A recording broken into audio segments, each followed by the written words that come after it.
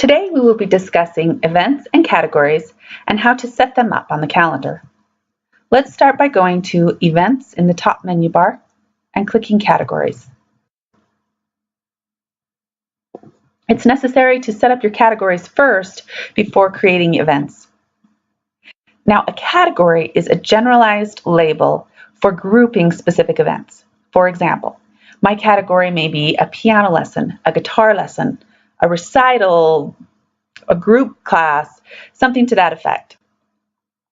If my category is piano lessons, then I will have several different events within that category. So my events could be Bo's piano lesson, Alexa's piano lesson, Jen's piano lesson.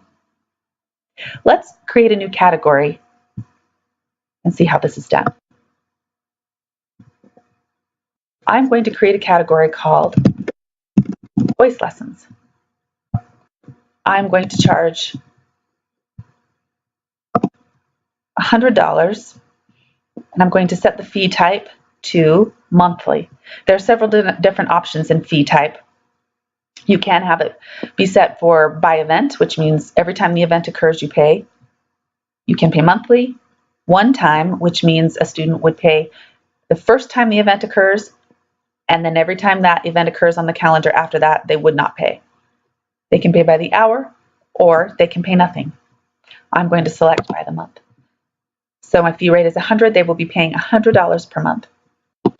Next, I'm going to select my color. I'm going to choose red. And then lastly, I can enter any notes or media or upload media if I want to have any information associated with this category. Let's click Save. You can see that I've added voice lessons as a category for $100 per month. You can also see at the top, I have already created one category called piano lesson. I've given it a fee rate of $25, and the fee type is per event. So they pay $25 per lesson. This category, reschedule times, is a default category that we will talk a little bit more about later, but it allows teachers the functionality to set up rescheduling options for their students.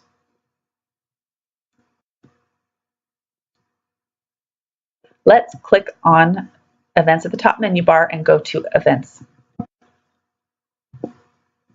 Click on New Event. We are going to set up an event within that category. So I'm going to call my event Christy. I'm going to select the category and call it Voice Lessons.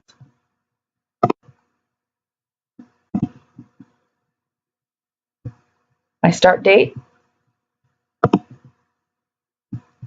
is set for Friday.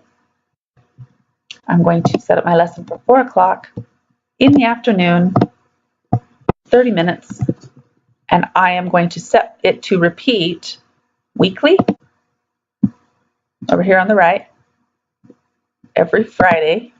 Now I can set it to repeat every week, every 2 weeks. I can set it to repeat daily, monthly, yearly. I am not going to enter anything in this field down here as I don't want it to stop repeating. I want it to continue until I stop it. If I want it to stop repeating, I would enter a date right here. Down below, over here, I can enter any notes or upload any media that I would like to have associated with this particular event. I'm going to click Save. You can see I have added Christy as one of my events.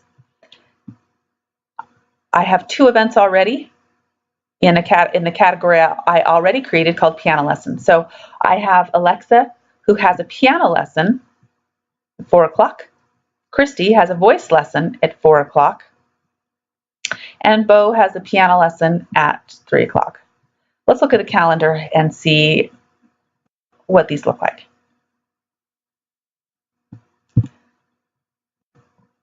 So here you can see that I have my piano lessons in purple and my voice lesson in red. I purposely didn't enter any information after Christy just to show you that the title can vary. It can be anything you want it to be. If I want to get specific, I can say Bo's piano lesson.